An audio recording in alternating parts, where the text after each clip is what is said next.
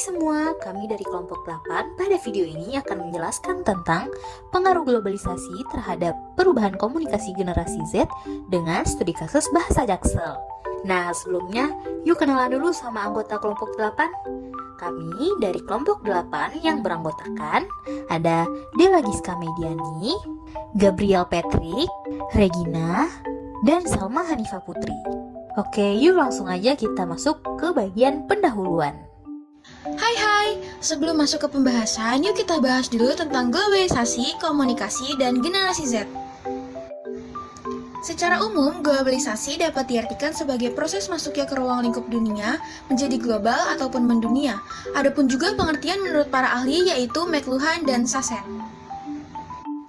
McLuhan mengartikan globalisasi sebagai terciptanya konektivitas antar wilayah yang menghubungkan seluruh warga dunia dengan kemajuan teknologi transportasi dan komunikasi sehingga dunia menyerupai sebuah kampung besar atau global village.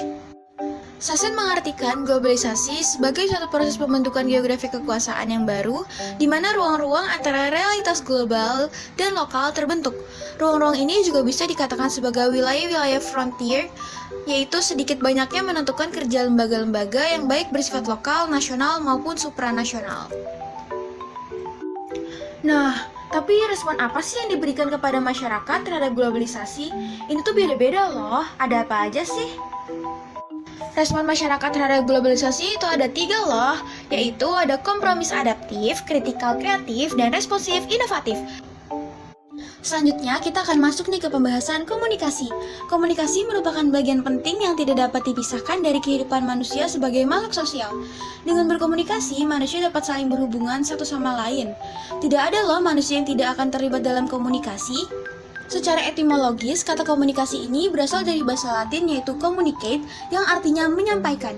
Berdasarkan asal kata tersebut, arti komunikasi adalah proses penyampaian makna dari satu entitas atau kelompok ke kelompok lainnya melalui penggunaan tanda, simbol, dan aturan semiotika yang disampaikan bersama. Adapun pengertian komunikasi menurut para ahli nih. Yang pertama, menurut Everett M. Rogers, komunikasi adalah proses pengalian ide dari satu sumber ke satu penerima atau lebih dengan tujuan mengubah tingkah laku. Yang kedua, menurut Laswell, komunikasi adalah proses penyampaian pesan oleh komunikator kepada komunikan melalui media yang menimbulkan efek tertentu. Sampai sesi terakhir nih teman-teman, yaitu generasi Z. Generasi Z merupakan generasi yang lahir sekitar tahun 1997 hingga tahun 2000-an. Generasi Z ini adalah generasi yang masih muda dan tidak pernah mengenali kehidupan tanpa teknologi, sehingga terkadang disebut sebagai E-generation. Mereka yang masuk dalam generasi ini termasuk generasi up-to-date terhadap isu yang tersebar di media massa atau di internet. Generasi Z dinilai sebagai generasi yang ambisius, mahir tentang hal digital, percaya diri, mempertanyakan otoritas, banyak menggunakan bahasa gaul, lebih sering menghabiskan waktu sendiri, rasa ingin tahu yang sangat tinggi, dan mahir dalam mengoperasikan internet baik untuk hiburan, belajar, dan bekerja.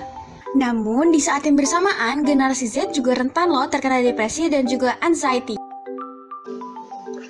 Sekarang kita akan membahas pengaruh globalisasi terhadap berbagai bidang.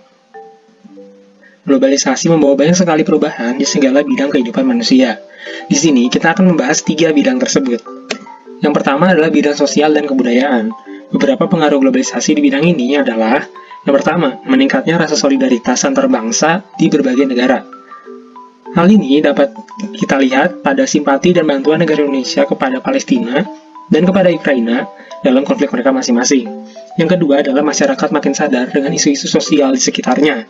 Contohnya adalah aksi demo masyarakat yang mendesak DPR untuk segera mengesahkan RUU TPKS. Lalu yang ketiga adalah semakin mudahnya budaya tersebar. Karena makin mudahnya akses informasi dari luar negeri, maka kita pun makin terbuka dengan budaya-budaya luar. Oleh karena itu, makin mudahlah budaya luar itu tersebar. Namun sebaliknya juga sama, budaya kita semakin mudah untuk dilihat orang luar. Bidang kedua adalah bidang ekonomi. Beberapa dampak globalisasi di bidang ekonomi adalah: yang pertama, pemasukan devisa dari sektor pariwisata akan semakin bertambah. Karena dengan adanya sosial media, promosi tempat-tempat wisata di seluruh Indonesia menjadi semakin mudah. Yang kedua, terbukanya pasar bebas untuk meningkatkan kegiatan ekspor-impor. Kegiatan ekspor-impor menjadi sangat mudah untuk dilakukan negara-negara karena banyaknya teknologi-teknologi canggih yang membantu kegiatan ekspor-impor. Lalu yang ketiga adalah lapangan pekerjaan makin luas terbuka. Dengan globalisasi, banyak perusahaan yang membuka cabangnya di Indonesia. Hal ini pun mengakibatkan terbukanya lapangan kerja baru yang sangat luas. Bidang ketiga adalah bidang komunikasi. Dampak globalisasi di bidang komunikasi adalah, yang pertama, mudah memperoleh informasi tentang apapun dimanapun. Dengan adanya internet, kita bisa membaca berita tentang negara apapun tanpa keluar rumah satu langkah pun. Yang kedua, meningkatkan pendidikan budaya. Karena internet juga, kita bisa belajar mengenai budaya apapun dengan mudah dan praktis. Lalu yang ketiga, masuknya bahasa asing ke dalam masyarakat Indonesia. Karena kita sering mengonsumsi konten-konten dari luar negeri, perlahan-lahan kita secara tidak sadar akan memasukkan kosakata-kosakata dari bahasa asing ke dalam kalimat-kalimat bahasa Indonesia kita. Oke, sekarang kita akan masuk ke pembahasan dan studi kasus. Nah, sebelum masuk ke studi kasus, di sini kita akan membahas tentang bagaimana sih dampak globalisasi terhadap komunikasi itu. Nah, seperti yang sudah dijelaskan sebelumnya, globalisasi sangat berpengaruh di berbagai bidang. Salah satunya adalah bidang komunikasi. Jadi pertanyaannya, bagaimana globalisasi dapat mempengaruhi cara berkomunikasi masyarakat? Nah, jawabannya adalah karena adanya revolusi komunikasi. Apa sih itu revolusi komunikasi? Revolusi komunikasi adalah perkembangan yang cepat pada bidang komunikasi yang sejalan dengan globalisasi. Nah, perubahan komunikasi yang terjadi sangat pesat ini biasanya didorong dengan adanya penemuan-penemuan baru dalam komunikasi, seperti komunikasi pada saat sekarang ini yang sudah tidak terhalang jarak, waktu, jumlah, kapasitas, dan kecepatan. Sekarang kita bisa kapanpun untuk berkomunikasi tanpa terhalang jarak, berkomunikasi dengan siapa saja, dan untuk berkomunikasi kita tidak lagi membutuhkan waktu yang lama. Nah, pengaruh globalisasi yang cepat berkembang ini tanpa disadari sudah menjamur di masyarakat, terutama di generasi Z. Hal ini dibuktikan dengan adanya penggunaan bahasa Indonesia yang tergeser dengan penggunaan bahasa asing. Terjadinya pergeseran bahasa ini disebabkan oleh mudahnya akses komunikasi seperti adanya media sosial. Dengan media sosial ini, masyarakat dapat menjangkau dunia lebih mudah, sehingga hal tersebut menyebabkan sedikit banyaknya masyarakat, terutama kita nih generasi Z, akan mudah menyerap cara berkomunikasi orang luar. Nah, contohnya di sini adalah bahasa Jaksel. Apa sih itu bahasa Jaksel?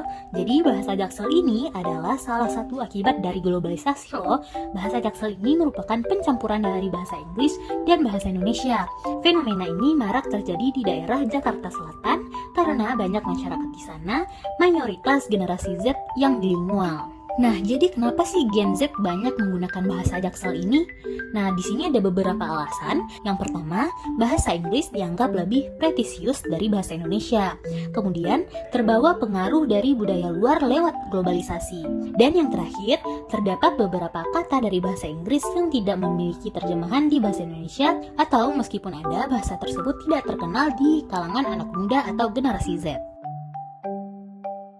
Seperti yang Regina sudah jelaskan, kalau globalisasi di sini memberikan dampak besar ya kepada cara kita berkomunikasi. Contoh kasusnya di sini ada bahasa Jaksel atau bahasa Jakarta Selatan yang seringkali kita temuin di media sosial. Bahasa Jaksel ini seringkali digunakan oleh remaja-remaja atau biasa kita kenal dengan generasi Z, karena generasi Z ini akrab dengan media sosial seperti Instagram, TikTok, dan Twitter. Contoh yang saya ambil di sini ada dari Twitter akun @dian_mas.